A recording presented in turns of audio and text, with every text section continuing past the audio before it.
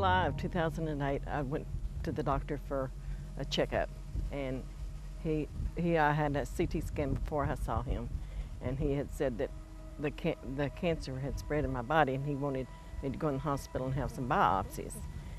And so in the middle of August, I went and had the biopsies, and they got the results back from it, and it was recurrence to the cancer I'd had in '95.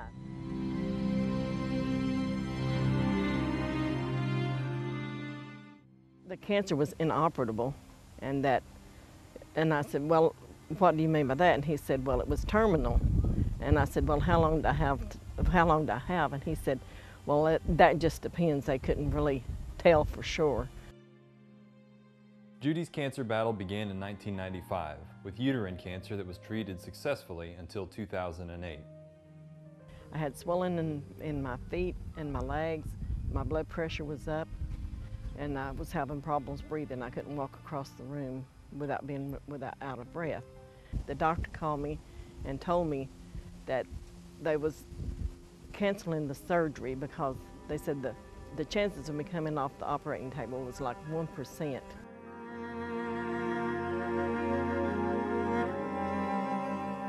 The cancer inside Judy's body was wrapped around the main blood vessel that travels through the abdomen to the heart.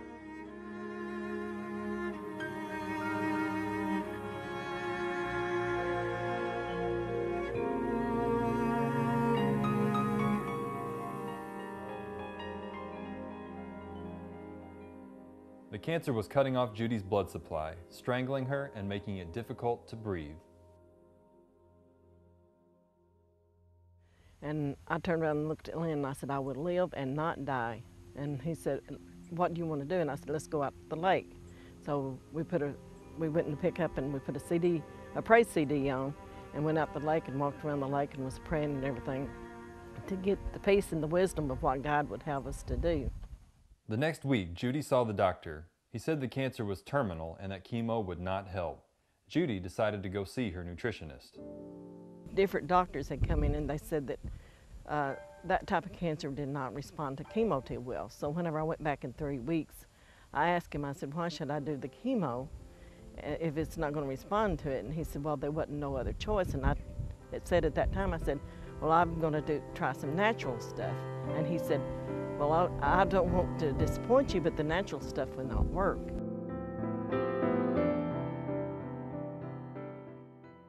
Judy came to see me in 2008, and she told me that she had been diagnosed with terminal cancer. I told her that we had a program that worked if she was willing to work the program, and that our bodies were designed to heal themselves if we gave them the right set of circumstances. First, we start with a raw foods diet. We want to have raw foods because raw foods are still alive, so they have more energy to give our bodies. And the energy that they give our bodies are the enzymes. Enzymes have a lot of jobs to do in our bodies, but one of the things that they do is help protect us from cancer. And one of the ways they help to protect us from cancer is by breaking down the glue that cancer cells use either to stick to our body tissues or to stick to one another to form a cancerous tumor. Because we want to flood the body with these enzymes, we eat the raw foods, and we also take enzymes as a natural vitamin supplement. We want to boost up the immune system because the immune system helps to protect us from cancer or helps our body to get rid of cancer. So one of the things we do to help the immune system is take medicinal mushrooms. The medicinal mushrooms help to stimulate our white blood cells, and our white blood cells are sort of like Pac-Men that swim around in our bloodstream and eat up bad things, bad bacteria, bad virus, and of course cancer cells. By taking the medicinal mushrooms, it helps our white blood cells to do more to help clean up the cancer. And most importantly, we pray.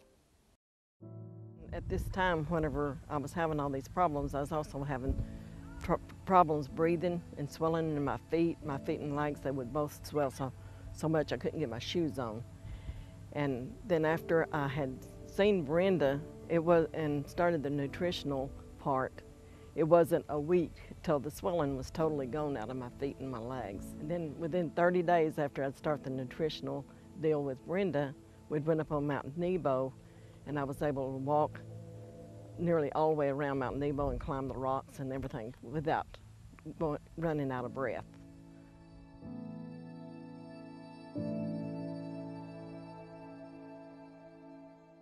He asked me to come back in 3 months, and whenever I went back in 3 months, whenever he walked in the room and he saw me, he was grinning from ear to ear, and he goes, and his mouth fell open. He said, "Whatever you're doing, keeping it up." First he asked me, he said, "I don't even have to ask you how you're doing." And he was grinning from ear to ear, and he goes, "Whatever you're doing, keep it up." There's one component that's often overlooked when it comes to getting well from illness or disease.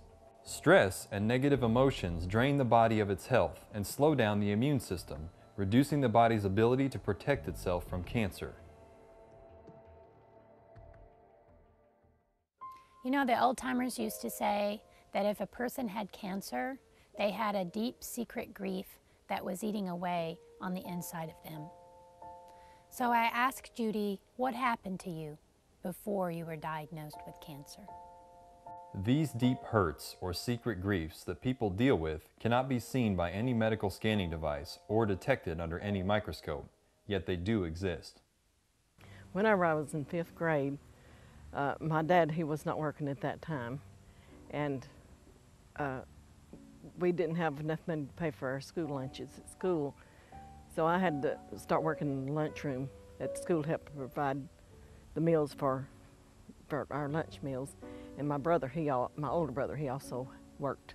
I really felt like I was being deprived of my childhood, because when other kids was playing, I was in the lunchroom helping wash dishes or sweep the floors or help get stuff ready. I never did have a recess, and I got hard feelings because of that. Then people would make fun of me and stuff, and my sister that was younger than me, even though she was younger and littler than me, she would take up for me, and I'd just hang my head, and I just withdrew inside myself. And my dad, he started farming, and he planted a lot of potatoes. We done a lot of potato harvesting. Me and my older brother, we missed a lot of school because we'd have to cut the seeds, and then we'd have to put them in the ground, and if it was wet, it made me start feeling bad about school because I would get behind, and it was hard to catch back up.